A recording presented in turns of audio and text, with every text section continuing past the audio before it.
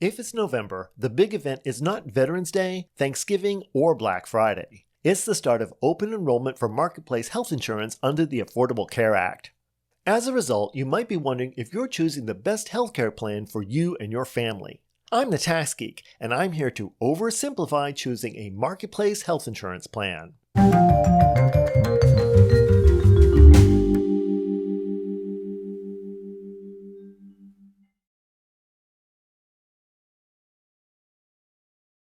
This previous video goes into the mechanics of signing up for marketplace insurance and how your premium tax credit is computed and reconciled.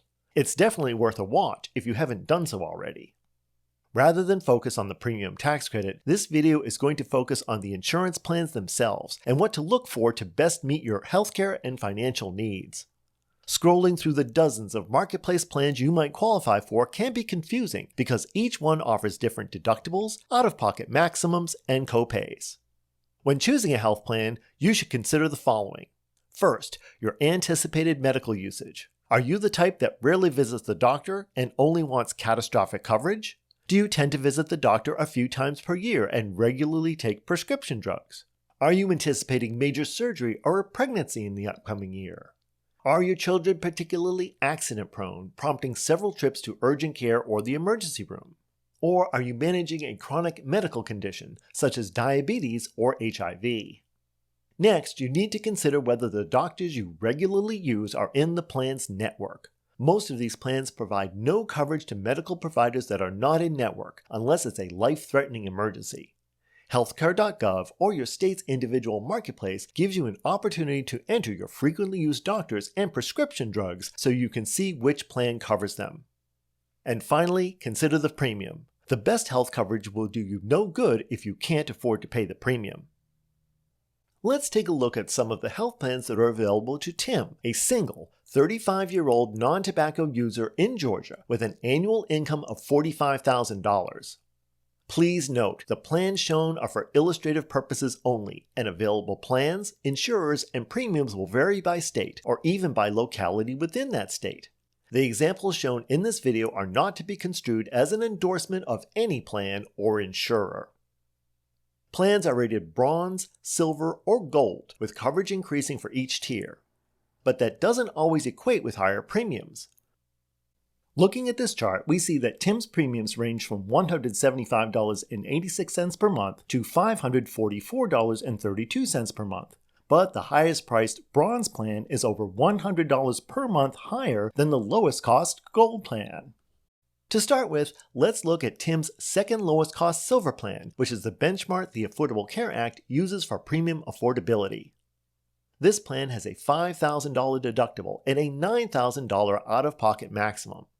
An emergency room visit will cost Tim the entire $5,000 deductible, plus a $450 copay. But there is no copay for generic drugs, and a visit to Tim's primary care doctor has a copay of just $25.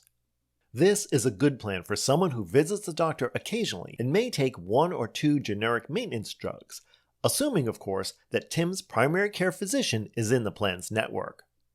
But what would Tim get for the lowest premium? This plan has a higher deductible and similar out-of-pocket maximum. But a $5,500 healthcare deductible would have to be met before copays kick in for visiting the doctor. But this plan might have some merits for Tim. The lower premium might allow him to put money aside to cover the deductible. All plans, regardless of tier, cover basic preventative care such as annual physicals, health screenings, and basic vaccinations at no charge. So if Tim was healthy and only needs coverage for an annual physical plus catastrophic coverage, this plan might be right for him. Also, remember that when paying expenses out of pocket to meet the deductible, Tim's paying the lower, negotiated rates that the insurer would pay, which are often much less than most providers charge patients without insurance. This is true of all plans with a deductible or coinsurance. Now let's look at a plan that might provide better value. This plan has similar deductibles and out-of-pocket maximums to the plan we just looked at, but it offers reasonable, predictable copays for generic drugs and doctor visits for just $23 per month more than the least expensive plan. Although these copays are more than the silver plan we looked at earlier, they're offset by a $55 per month lower premium. So what does the least expensive gold plan offer? For just $9 per month more than our benchmark Silver plan, this plan offers a low deductible and very reasonable copays for generic drugs and doctor visits. But Tim's doctor might not be in this plan's network. If not, would Tim be willing to potentially switch doctors to get gold level coverage at this low rate? What kind of coverage would Tim get for the highest premium? This plan offers a lot, with a low deductible, $1 per month generic drugs, and free visits to his primary care physician. This plan also offers both dental and vision coverage. If Tim only visited the doctor a few times a year, this plan would definitely be overinsurance. But if Tim had a chronic health condition to manage or was anticipating surgery or hospitalization in the coming year, this plan might work for him. But can he get similar coverage for less? For about $140 per month less than that top of the range plan, Tim can get a gold plan with no deductible and very low copays for drugs and doctor visits, although vision and dental are not covered.